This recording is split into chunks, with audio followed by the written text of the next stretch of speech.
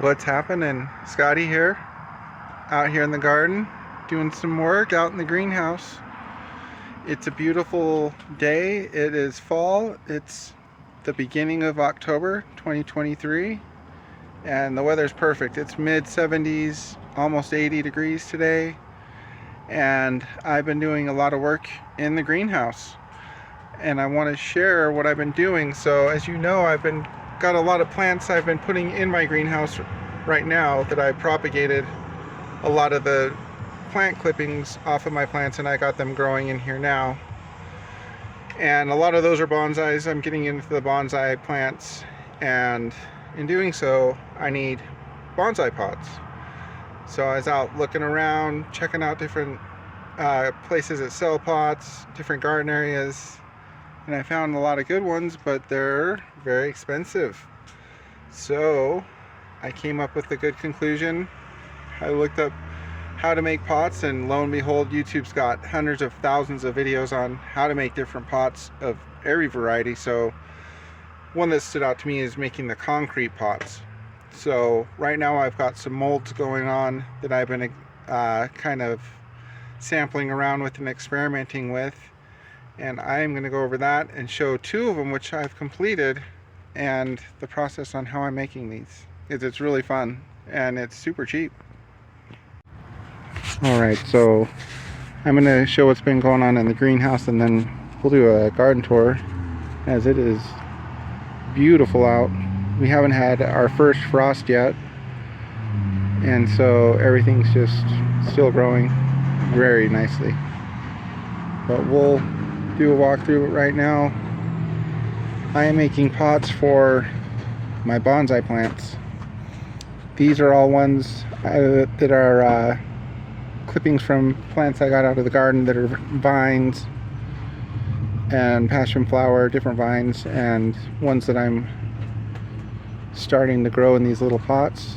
And these are my bonsais that I'm starting to make the pots for. So what I've got going on is this. This is a final completed pot. I did this one yesterday. It's just what I'm looking for. A shallow pot, pretty good size. Compared to these bonsai pots in size, I mean, you can see in comparison it's a really good size for a bonsai plant. So right now I'm making reddish ones, as you can see, and I'm really happy with how these came out. So I'm going to continue making these. I'm going to actually make a bunch of these, all different colors, so that my bonsai plants have a home. So I've got your bag of concrete that I dumped in here. Let that car go through. It's a little noisy. I sifted it to get the rocks out. After this, I learned something after I got this concrete. I'm definitely going to get concrete without rocks, or just definitely something without rocks. So I ended up sifting the rocks out of the concrete. That's what's coming out, so that it's more of just straight concrete. I've got that, mixing that up in here. I like to mix it a little bit soupy, so that it'll kind of self-level in there. I've added the red concrete coloring. This stuff's all from Home Depot. And then the mold I've come up with to get those pots is this. Rubbermaid containers. Basically fill this up. I put this in there, and before this I want to know that I oil this with WD-40. That's super important. It releases, it pulls right off when it's dry. So I hit this with WD-40. I'll be pouring the concrete in there, and I'll show that process, putting that down on there, and then I weigh down with that brick. So right now let's fill this up, and I'll show the next process. Alright, so I'm to the point where I'm about ready to pour the concrete into my mold. This is the concrete all mixed up. And this is just your average Tupperware, Rubbermaid, big plastic container. I've oiled it with the WD-40. This is a really important point. You need to get this in the mesh to help reinforce it. So I cut pieces out of this big roll that we have. And you don't want to miss this step because this will help reinforce it and it'll just be way better. Put these two little pieces of PVC pipe in there. They're about an inch, quarter of an inch. Put those in there. Once the mold's poured, they will pop right out. So you basically pour it in there, push this on top, and that will sit on top of the PVC pipes, and so that's going to be the height of the bottom of the base of it. So now I'm going to pour this in. Okay, so excuse the noise on this one. We're out Scott Senior's rototilling, and I don't want to stop them. We're getting all the debris cleaned up and getting it fall ready for the winter. So I've got my mold poured. I put the brick in there. Now this was a little bit soupy, so when I put this in there, this just sunk right down, and this is sitting on top of those two quarter-inch pieces of PVC pipe. Now I'll let this dry overnight, and should pop out, and we will have this. And again, I have two holes in the bottom of this. You saw in this one, obviously, that I will be popping out tomorrow when this is just a lot drier. So I'm going to do one more and keep on making these pots because I've already really enjoyed doing these, and this is just a whole other level of cool to me, being able to make pots. I'm going to figure out different ways to make a lot of other kinds of molds. So on to the next. Alright, so I'm going to do another one. This is the first one I just did, and what I found works really well is to get some tape and actually tape it over it to kind of pull it together so that it takes up any of this slack from this pushing out. So taping it's a really good idea, and then I'll just let this sit overnight. I got another one ready. This is a little bit more of a square mold. Again, this is what it looks like. I put the mesh in there on both sides, and then when I pour it, I move it around and adjust it as it needs to be. So this is going to be another red one, kind of that dark red. I'm just using up all the red color that I have, and then I'm going to do other colors. So I have many pots in the making for the future. So let's pour this mold. Alrighty, and this one is poured. It's really as simple as that.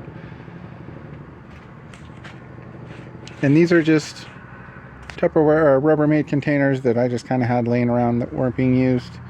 So I'm actually gonna go through and maybe tweak some of these, make different molds with them, and actually really play around with them. But these ones are super easy to make, and I really like the way that the pots look. So I'm going to tape this one up to help pull the sides in a little bit so that keeps it square shape, and let this one dry overnight. So I'm going to make one more. I won't be videoing that one. My goal is to pump out as many of these pots as I can for my plants, and possibly give some away and sell them and continue my bonsai collection. Alright, let's do a garden tour. Check it out. We just had a really heavy rain a few days ago here in the beginning of fall. Still haven't had our first frost, so flowers are still kicking.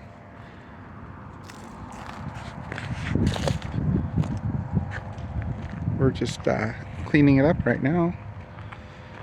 Gonna be roasting some hot dogs tonight.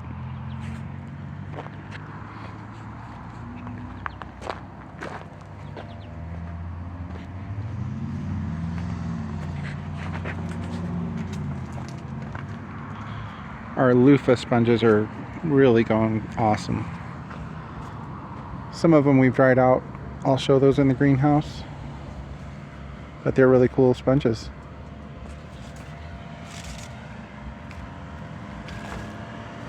Brussels sprouts.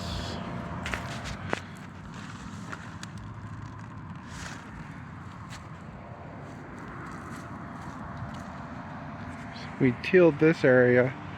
We're going to be planting our garlic here, getting it ready for next season. We're going to do probably 4 rows. We didn't do garlic this year, but we had the year before, and we regret not doing garlic because we love it and we cook a lot with it, roast a lot of garlic heads and eat it. It's delicious. So we're going to do 4 rows here, grow a lot of that. It grew really well the first year, or it was actually the second year we grew garlic, did really well. So we're going to do garlic to have for next year.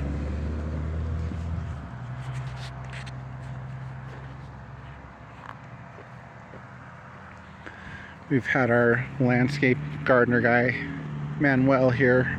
He's been cleaning all this up.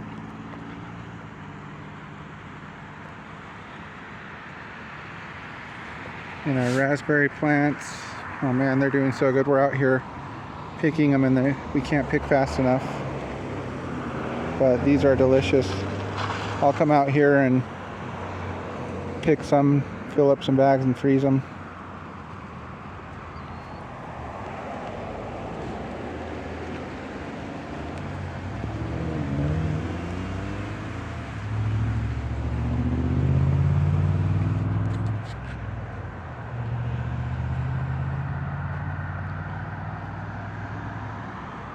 The tomatoes, kind of tomatoed out.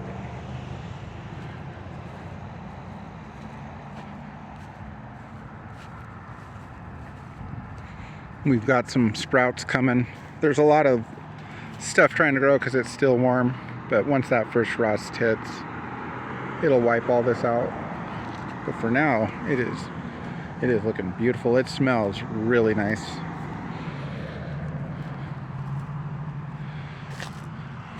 Super stoked about these. I grew these from seed over the fall. I'm sorry, over the winter. So these are homegrown, or home sprouted right here.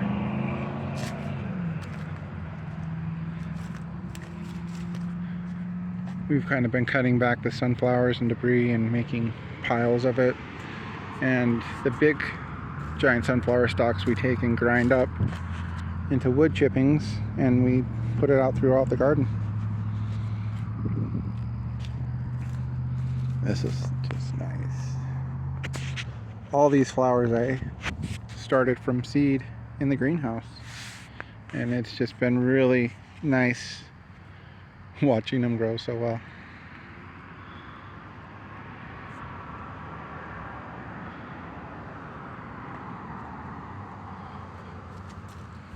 And there's a kitty. Huh. Kitty. He likes it in this Indian teepee.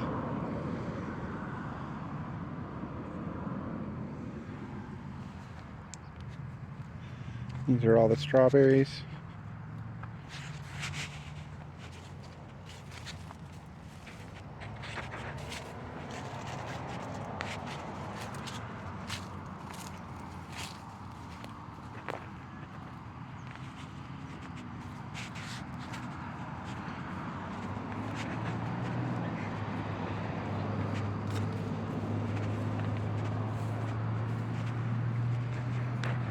And one thing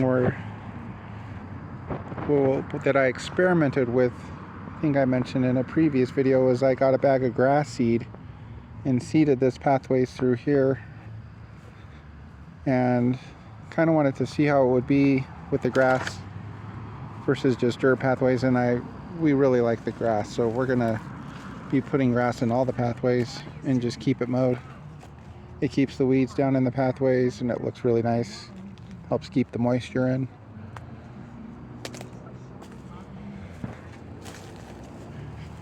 And these are just a decorative squash. right here. It's not edible.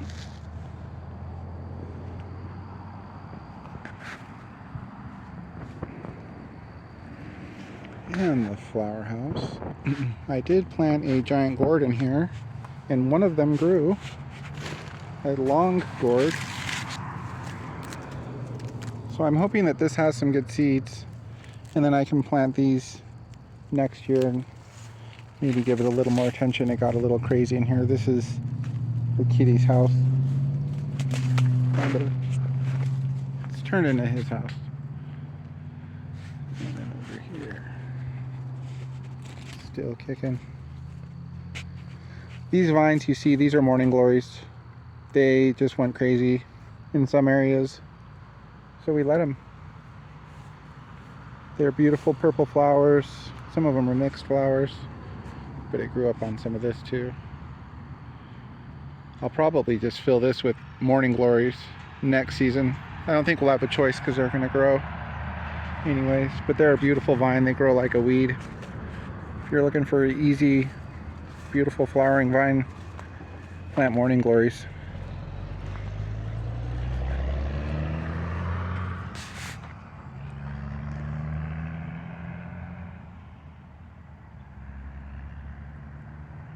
I'll do a drone video next. Not in this video, but next video. So you can get a really good look at it. And one of the last remaining sunflowers that looks really cool is this one. It's kind of dying now, but it grew multiple heads.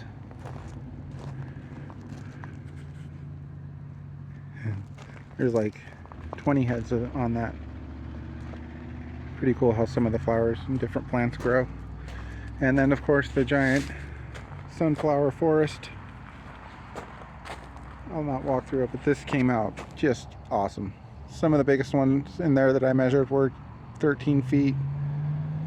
It just came out awesome. This was just nothing but dirt. If you watch previous videos, just dirt and rock. We put a ton of compost, probably 20 yards of compost in this area, and then grew these. So next year I will definitely be growing giant sunflowers through here again. It looks cool. It's a cool windbreak, and this just gets a lot of sun, so it's easy to grow sunflowers back here. So that's what we'll do.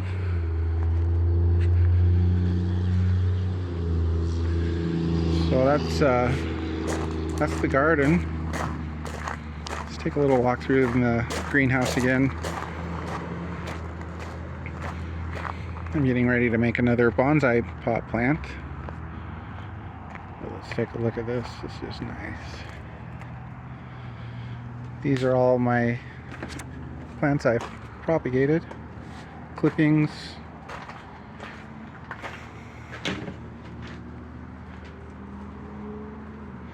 These are plants I'm going to overwinter. These are habanero. That's going to be turning into a bonsai plant. And these are red bell peppers. There's actually a name when you turn a pepper plant into a bonsai plant. It's called a bonsai plant. Something I'm going to be definitely getting into is turning pepper plants into bonsai plants. They look cool and they do produce a pepper. And then I've got my giant Thai pepper jalapeno, and this is a cayenne, but it's pretty much looking toasted, so I'll probably just pull that one. It wasn't a good start to begin with, and it just kind of died. And then the passion flower vine. Really curious how this will go over winter in here. I'm going to keep it heated in here. Probably no lower than mid 40s, low 50s. Got the herb garden. These are some of the giant sunflowers that crossbred with the mammoth giant sunflowers. It's a mammoth giant sunflower crossbred with a Sunzilla giant sunflower. And these are the seeds. And I just wanted to try them, so these are about 2-3 weeks old almost. I'm gonna grow them as long as I can in here and see what they do, but I kept a bunch of those seeds, and I'm predicting that they're gonna just be giants because the seeds were really big. And these are some of the little fairy gardens with small bonsai plants. These are clippings from the main bonsai plant that I have. I propagate them, put the clippings in here and get them growing that way. They sprout seeds. So my theory is I'm going to make a bunch of pots to be able to put these in, these types of pots, and other kinds that I'm going to be making. So that's going to be a lot of what's going to be going on in here. And to keep it heated, one of the things, the main things, is these 8 55-gallon drums. This is my own kind of idea, my own plan in this greenhouse. So we've got 8 55-gallon drums full of water in here. I've got fish aquarium heaters in each one. Here's the wire for it. I can't really pull them out. So they're 60-gallon fish aquarium heaters. I saw this idea on a video on YouTube. Somebody was heating up little 5-gallon buckets with fish aquarium heaters. So I thought, why not kick it up and do 55-gallon drums, heat those up with the little heater in the water tank. And the radiant heat from that is quite a bit from these 8 heated 55-gallon drums. That, and then behind it I have the reflective kind of insulation wrap stuff. And so in the wintertime when you come in here, you can feel the heat coming off of this. And then over here for extra heat, because that's not enough to keep this big greenhouse fully heated, I got the mystery heater. This is the 50,000 BTU heater. This works amazing. It keeps it really hot in here. It does go through a lot of propane. I got the 10-gallon propane tank here hooked up to it. The biggest reason it goes through a lot is because this hoop house, greenhouse, loses a lot of heat. It's just single layered plastic, so it does lose a lot of heat. I've taken a lot of precautions this season and sealed up a lot of the cracks and whatnot in here, including putting a weather stripping in here on both sides. I went through, double checked, I caulked all of my cracks and seams that I could find. I installed a new doggy kitty door, caulked around that. I've gone through and really caulked everything super tight, including on top of this. Anywhere where cold air can come through, I've gone through with, honestly, like 5 tubes of brown caulking, really getting this thing tightened up. Last year I had this caulked up but not super tight, and I know I was losing a lot of a lot of heat through some of this area, so I've gone through, really winterized it. I'm predicting, and I've already noticed quite a difference in the heat that it's keeping. It's about 5 to 8 degrees warmer in here in the mornings with no heat on. So it's looking really good. Gonna have a awesome time making different kind of pots in the greenhouse, different flower pots, and overwintering as many plants as I can fit in here. Thanks for watching. This is Scotty. It's kind of a long video. There's a lot going on and I'm excited to share. So this is Scotty in Tuxedo. We'll catch you on another video later. Thanks for watching.